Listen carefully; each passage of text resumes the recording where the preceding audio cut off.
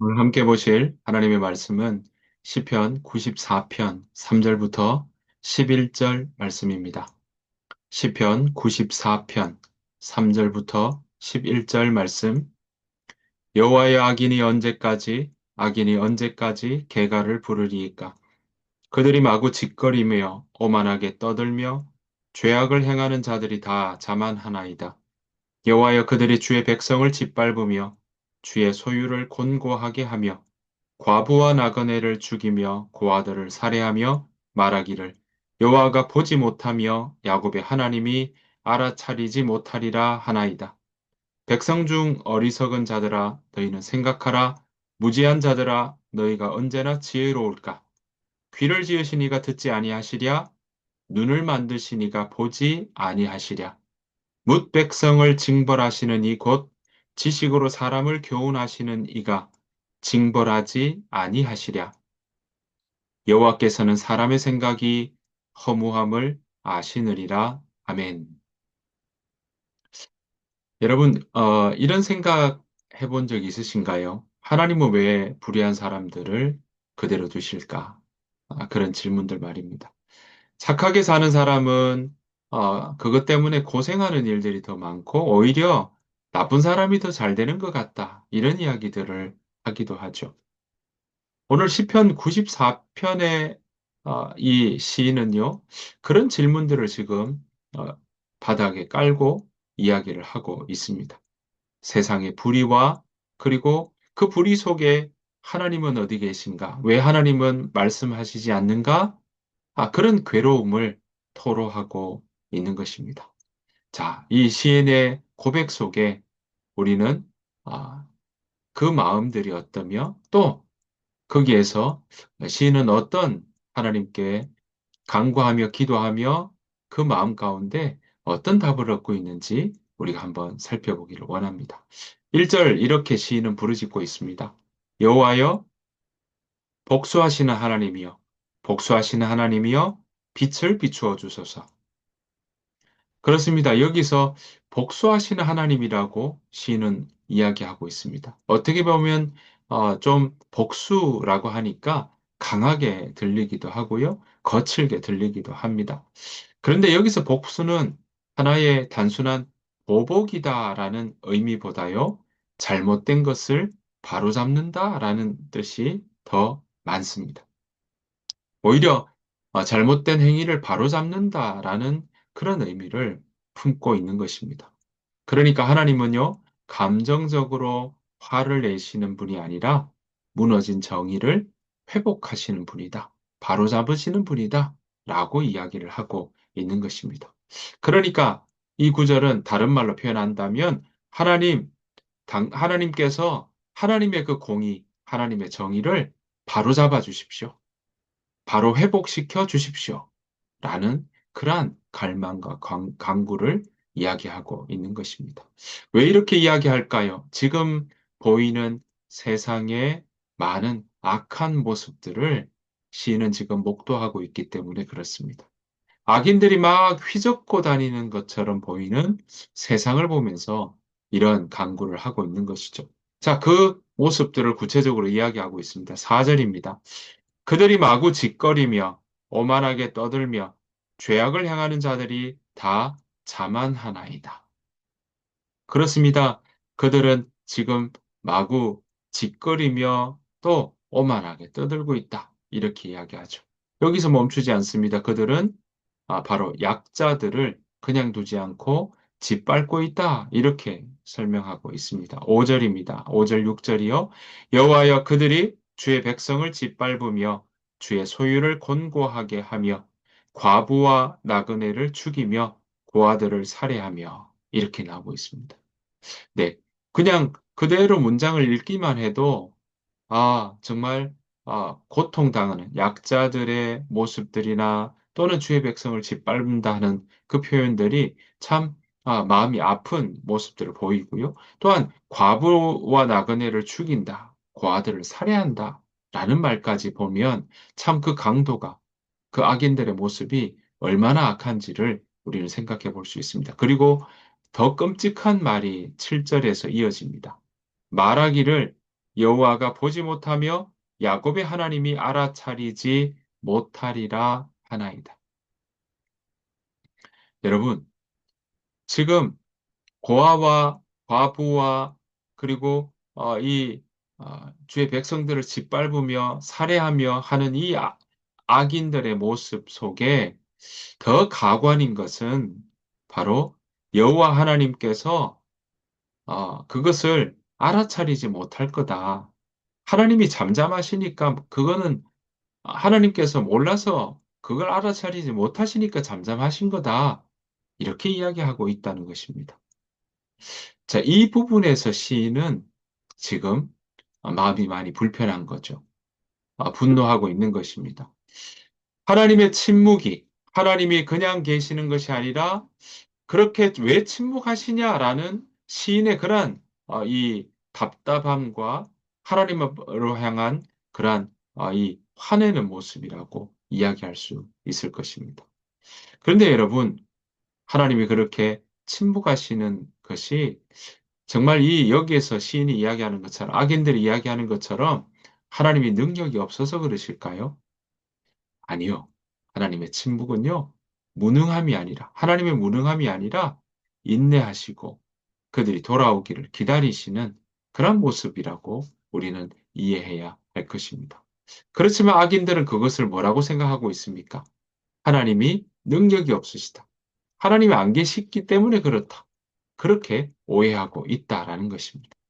그래서 시인은요, 악인들을 향해서 이렇게 이야기합니다. 8절입니다. 백성 중에 어리석은 자들아, 너희는 생각하라. 무지한 자들아, 너희가 언제나 지혜로울까? 지금 시인은요, 이 악인들을 향하여 너희들 어리석은 자들이다. 무지한 자들이다. 너희가 지혜로울 거라고 생각하느냐? 아니다. 그건 오산이다.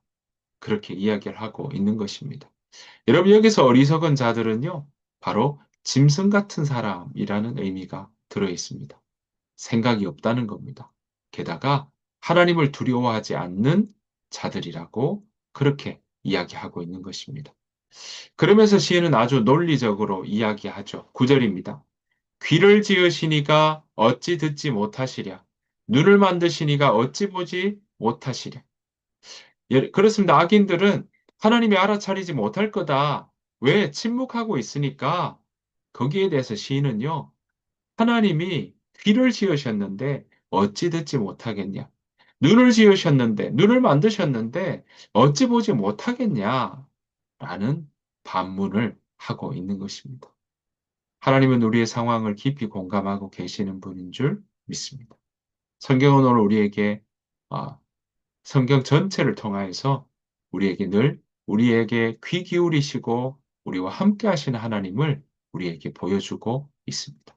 우리 그것을 잊- 잊어버리지 않아야 할 것입니다. 그래서 시인은요, 이렇게 그 마음의 시선을 바꾸어서 이렇게 이야기하고 있습니다. 12절이요. 여호와여 주로부터 징벌을 받으며 주의 법으로 교훈하심을 받는 자가 복이 있나니. 그렇습니다. 오늘 보시면요. 하나님, 이런 어려움 속에 징벌받는 것처럼 그렇게 훈련받고 교정받는 그런 상황에 있고 또 주의 법으로 교훈하심을 받는 자, 그렇게 하나님으로부터 가르침을 받는 그런 상황들이 오히려 복이 있다. 다른 말로 하면요. 지금 어려운 가운데 있는 것, 그것도 하나님 안에 있다면 그것은 오히려 징벌이 아니라 우리를 성장시키는 자리요.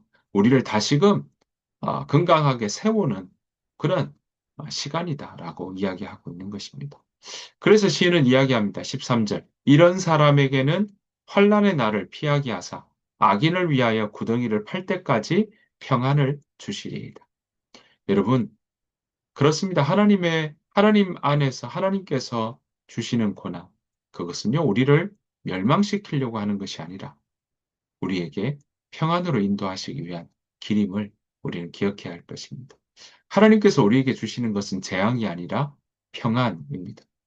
그리고 그 하나님은요, 정의의 하나님이, 공의의 하나님이 그것을 놓치는 것이 아니라 아, 정의를 회복시키시고 또한 고난받는 자에게 평안을 더하시는 하나님이심을 시인 또한 오늘 이 시편 94편의 시인도 인정하고 있고 다시금 그 하나님을 기억하고 있다라는 것입니다. 그래서 시인은 이렇게 말합니다. 16절에요. 누가 나를 위하여 일어나서 행악자들을 치며 누가 나를 위하여 일어나서 악행하는 자들을 칠까? 17절 여호와께서 내게 도움이 되지 아니하셨다면 내 영혼이 벌써 침묵 속에 잠겼으리로다. 그렇습니다. 하나님은요, 멀리 구경만 하고 계시는 분이 아니라 실제로 곁에서 함께 하시고 붙들어 주시는 분이다. 그렇게 시인은 지금 고백하고 있는 것입니다.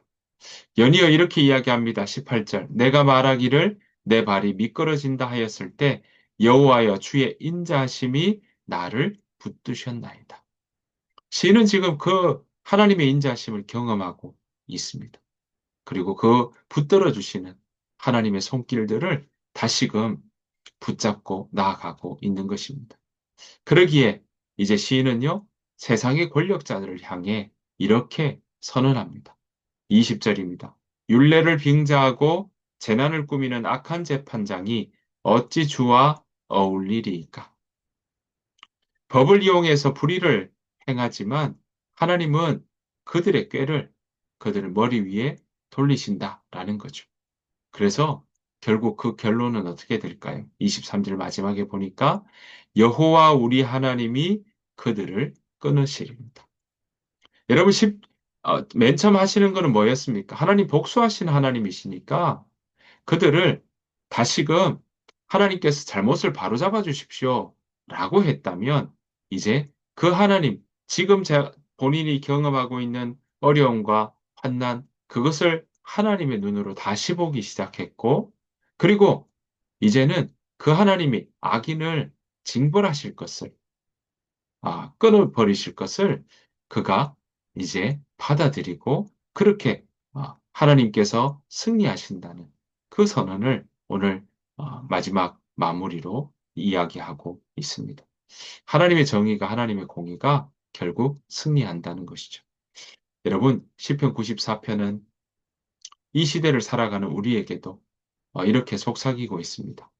하나님이 아무 일도 하지 않으시는 것처럼 보이지만 그렇지 않다. 하나님은 하나님의 때에 정의를 세우시고 공의를 예, 붙잡으시고 그 공의를 펼쳐내시는 그 모습을 준비하고 계신다라는 것입니다.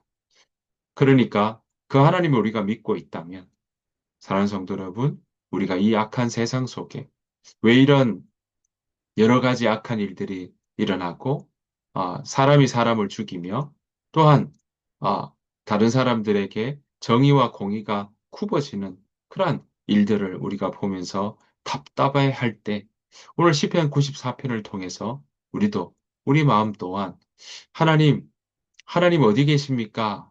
라고 묻는 그 질문이 아니라 여전히 이 세상에 함께 하시며 하나님께서 그 아, 일하시지 않는 하나님이 아니라 여전히 하나님의 때 하나님께서 앞서 일하시며 우리와 함께 하시며 이 세상을 주관하신다는 사실을 우리는 기억하며 나아가야 할 것입니다.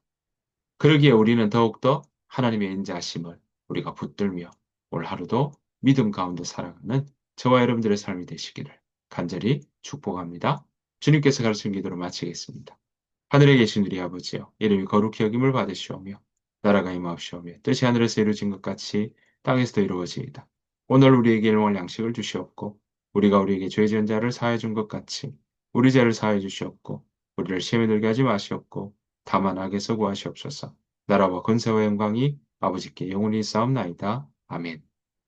오늘 주신 말씀 생각하시면서 함께 이 시간 오늘 하루를 두고 하나님 세상의 불의와 또 세상의 어, 우리의 보기에 정말 믿음으로 살아가는 것이 더 잘못되는 것 같이 보이지만 하나님 그러나 그 속에서 여전히 앞서 일하시고 우리와 함께 하신 하나님을 붙잡고 나아가는 우리의 삶이 되게 하여 주옵소서. 그 마음으로 함께 기도하며 나아가기를 원합니다. 다 같이 기도하겠습니다.